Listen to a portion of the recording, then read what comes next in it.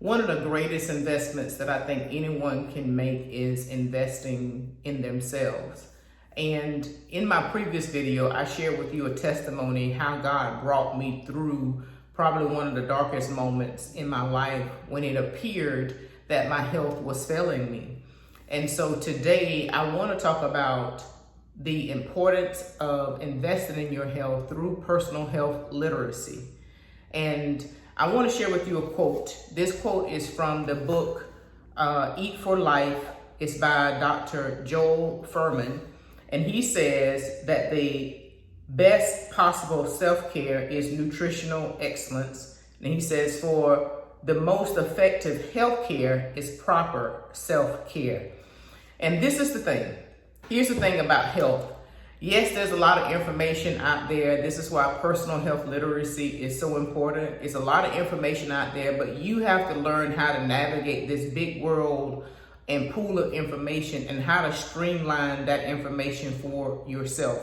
I will say wholeheartedly, I understand it's challenging, but I don't think there's no two people who can approach it the same way. Maybe you start off that way, but there's something different about you. There's something special about you that God has made, that the requirements for your body may look a little different from somebody else's. So you have to know how to navigate this big world of information for yourself and learn how to extrapolate what you need in order to be in the best health, and take that information to provide you with the quality of care that you so desperately deserve to have the proper self-care. Okay, so how do I define my definition, or how do I define personal health literacy? I define it as having the know-how to find, understand, and use health information and services in a way that helps you make smart choices about your health. Basically, to me and for me, personal health literacy is just another powerful tool that you can have in your tool belt to navigate the healthcare system. And whether you know it or not, the healthcare system has changed tremendously, and I believe it's for the worst. A lot of people are having to decide whether or not they're going to take care of their health, or they're going to live with some type of chronic disease. And the better that you know, the better that you can be your own healthcare advocate. It's not that you're trying to be a jack of all trades, but many times I think people fall short is because they don't have the information, and you can't sit down with a therapeutic partner, which is a doctor, chiropractor, whoever it may be, and have an intellectual conversation. Basically, what you're doing is you're taking somebody else's opinion because you don't have one of your own, and you're choosing to use what they say to be the end all be all for your life. And it may not be the best for you. I know personally, many times that I have been to the doctor, what they said was just stupid. And I knew better than following that instruction. And I have a high, or I should say a very low tolerance when I am in a therapeutic partnership and someone dismisses my opinion, or they want to talk down to me, or they don't want to even hear what I have to say. This is my body.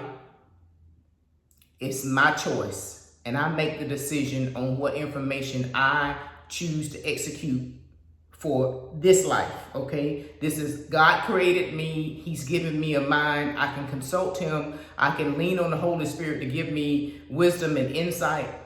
But I don't have to accept what a doctor tells me, because you have to understand, in this big old world with doctors, and there are some doctors who really, truly are practicing lifestyle medicine. They really want their patients to be their own advocates. They really want their patients to use natural means to get better, but it's so many doctors that's not, okay? And so what happens is you become a victim of somebody else wanting to have a bill of expense to pay their bills. Not all doctors are like that, but there are many that are, and you need to have some weapons in your tool belt so you can make better decisions for your health. God is the healer. Jesus Christ is the healer. Has the final say, but God will give you insight. He gives you a brain.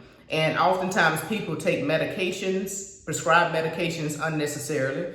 They are getting unnecessary tests and surgeries and procedures done, and they shouldn't have it. And so if you do not have any insight, and if you don't take some time and really ponder what you really need and really be prepared to ask the necessary question, you too can become a victim of this dreadful world of the healthcare system. We all have to become advocates for our own health. We all have to make responsible decisions. And many times it just starts with some basic nutrition. A lot of things we can reverse at home if we just choose to do some small things. And I'm going to talk to you about that today.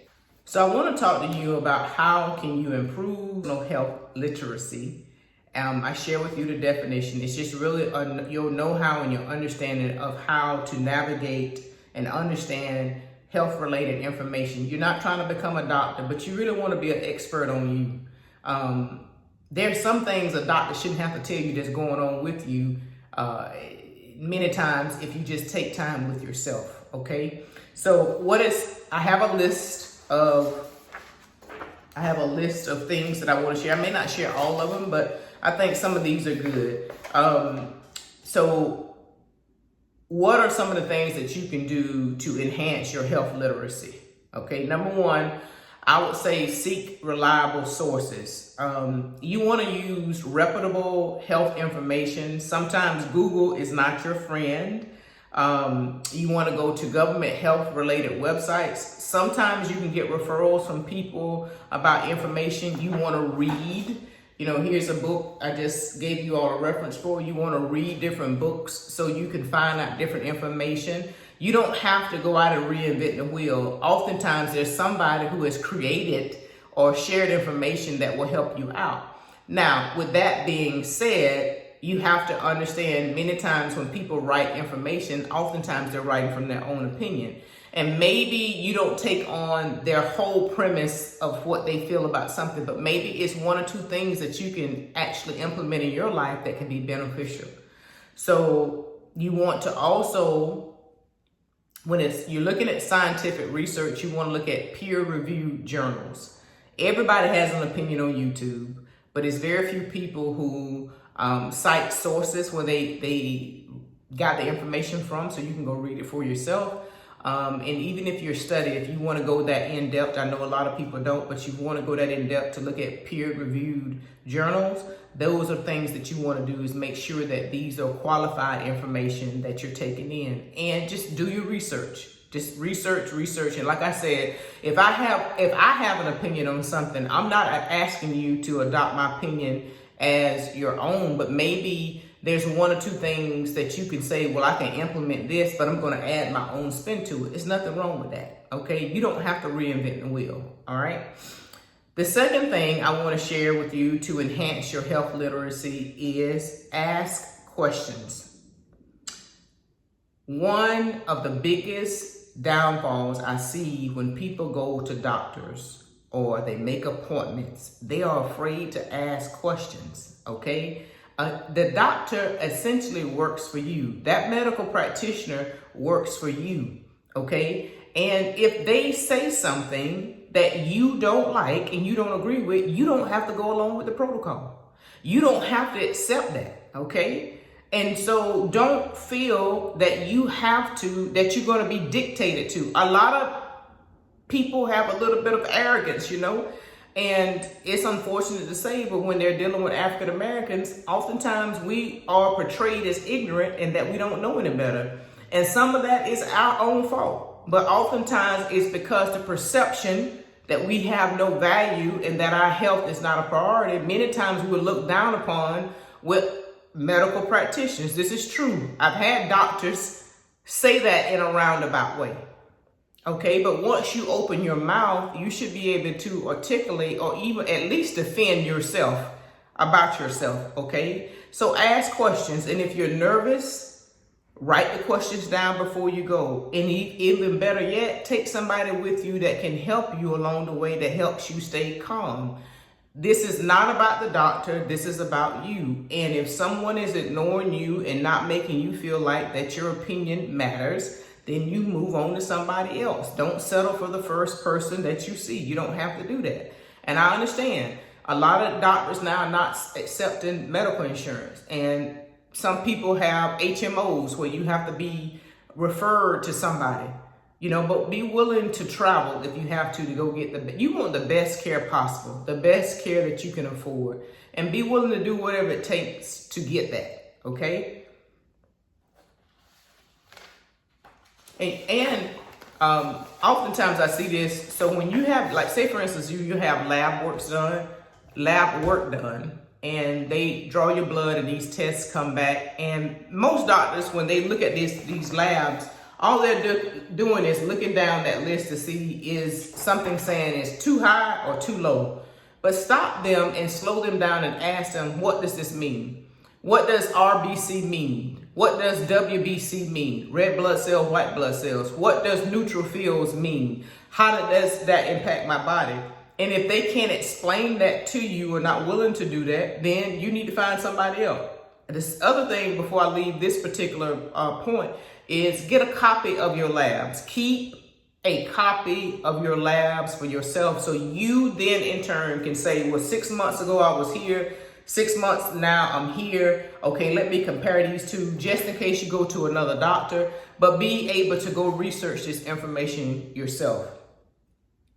The other thing is to stay curious and open-minded.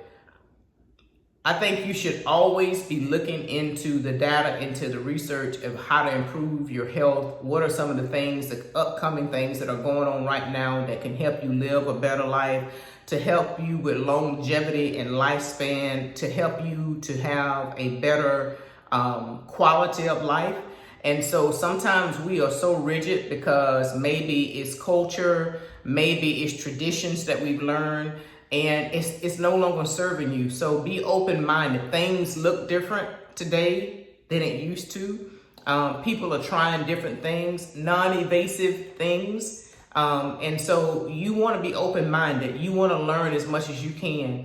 Just because your mother raised you just eating lima beans, and that's the only quote-unquote vegetable that you had, there's so many other vegetables out here. There's bok choy, there's Swiss chard, there is, I know most people have heard of collard greens, but there is dandelion root, there is broccoli, there's spinach, there's kale, and there's different types of kale. There's radish, there's radicchio. There's so many different things, and maybe because you haven't been exposed to different types or different cultures or different environments, you may be limited in the way that you perceive things. And don't allow, I see this a lot, don't allow your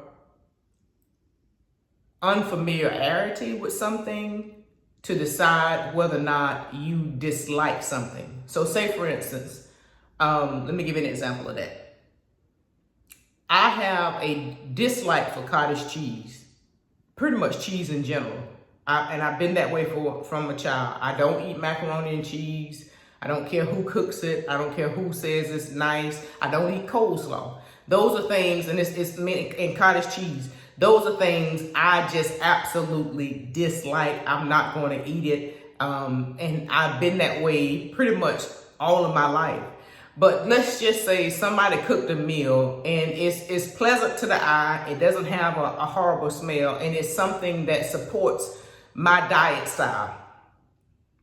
And I say I don't like it just because I'm unfamiliar with it. You're going to shut yourself off from being exposed to a lot of different things that probably can bring a lot of advancement to your life.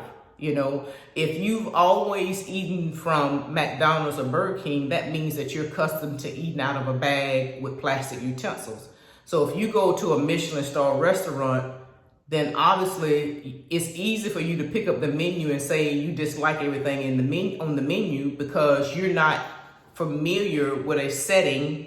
That means that there's a place setting, there's knives and there's forks, so you're unfamiliar, right? So that means that because you are uncomfortable and you're really insecure about the environment that you're in, you're gonna now downplay that you don't like the food. But really and truly, it's just you're unfamiliar. Now, maybe eating at a Michelin star restaurant it's not a big deal for you. However, I think if you can be exposed to that, it won't hurt you.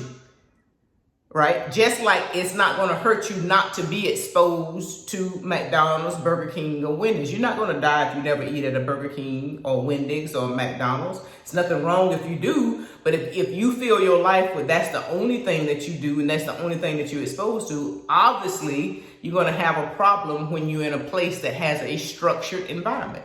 Okay? So really be able to decide between, am I unfamiliar or do I truly dislike it? Okay? That's just a quick tip for us. We always want to grow. We want to have an open mind to things, right? We don't want to have a limited thought process, okay? All right. The next thing that you want to do to enhance your health literacy is, in my opinion, is engage with your healthcare providers. Again, when you're looking at a healthcare provider, that is a therapeutic partnership. It is very important for you to be able to sit down and talk to your healthcare providers. Ladies, you should be able to sit down with your gynecologist or your OBGYN and ask them specific questions. Okay? You need to be able to do that. You need, if you're going to your general practitioner, I personally think your general practitioner should not be doing your pap smear. That's my opinion. I think you should go to a specialist, which is a GYN and not a general practitioner. But some people do that because of affordability. Okay? You need to be able to have an open conversation with your dentist about your hygiene. If you know that your breath is smelling and you have been told this on a continuous basis, that you have this odor that's coming from your mouth, be able and willing to have that open conversation of, why am I having this problem? I see deterioration on my gums. Why am I having this problem? Don't be afraid. If you're afraid to be able to communicate with therapeutic partners, you're going to do yourself a disservice. That is not personal health literacy. Personal health literacy and health literacy means that you're going to take control of your own outcome with your health. That's what it means, okay? You cannot be bullied by people. And if people don't respect who you are, then find somewhere else to go. It's not one dentist, it's not one GYN in the world. Find somewhere where somebody's going to appreciate you and honor you as a patient. The next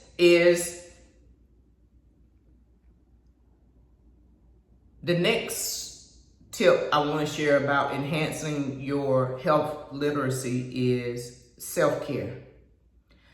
So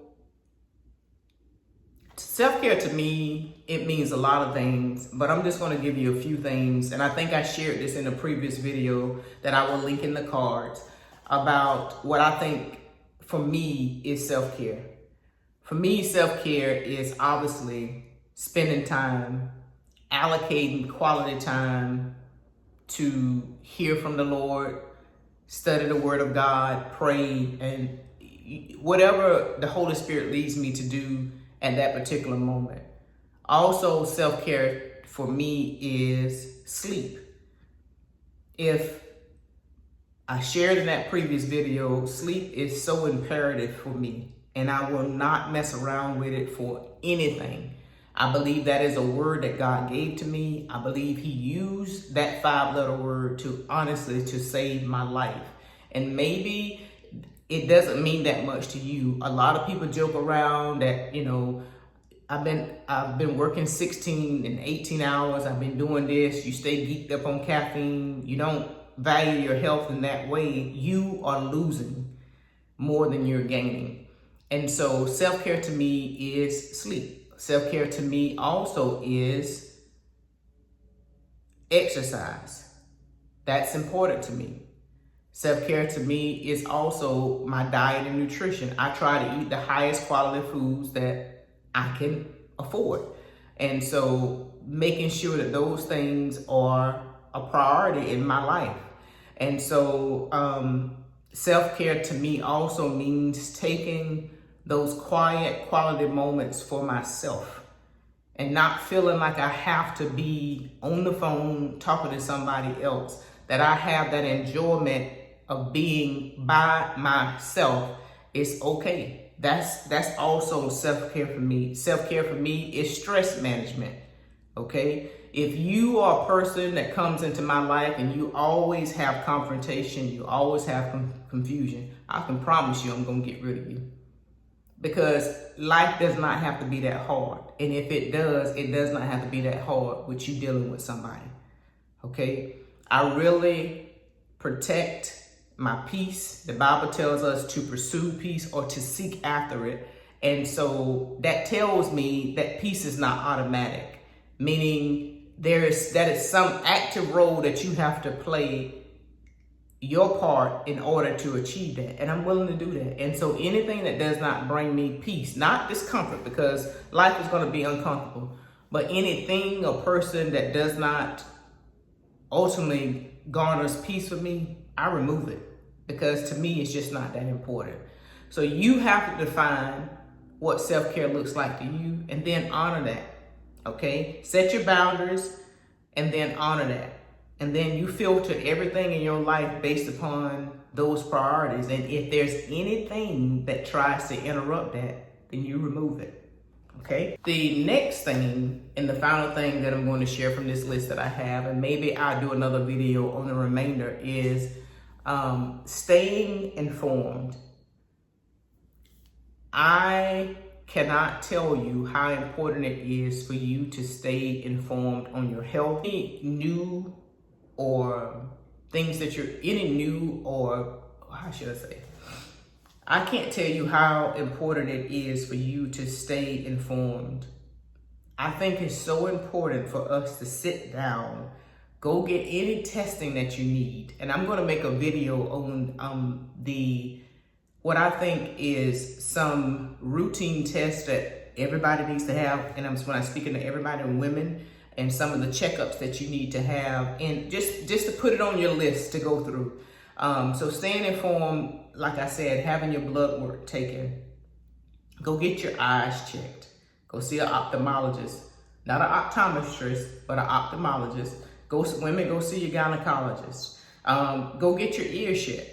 Audiologist, go see your audiologist. If you need to go see a chiropractor, okay? If you need to see an orthopedist, a cardiologist if it's necessary, a dermatologist, a dentist, all these different things to stay up to date on your health related information. I'm going to make a video on the different doctors and kind of what to expect if you go have some of these routine checks done. And it's just making you be more responsible. It is making you become more in tune with your own body, you being your own advocate, and understanding more and more what personal health literacy is. I just believe that we need to become a more informed group of people. We have become so laid back. Everything is drive-through. We get our food drive-through, our life is drive-through, and we don't slow down to try to take better care of ourselves. Sometimes just take a step back so you can move forward. I really want to be the best me possible. I know I got a lot of work to do. It's a lot that I don't know, but I do know these fundamental things that I'm sharing with you are so important to start focusing on and really start doing some steps to move in that direction of better health. And that you don't know, somebody has written it in a book so you can know. And I'll link this book as well. Somebody's written in a book. We're at a place in this world where if you don't take time for yourself, you're going to miss out on a lot.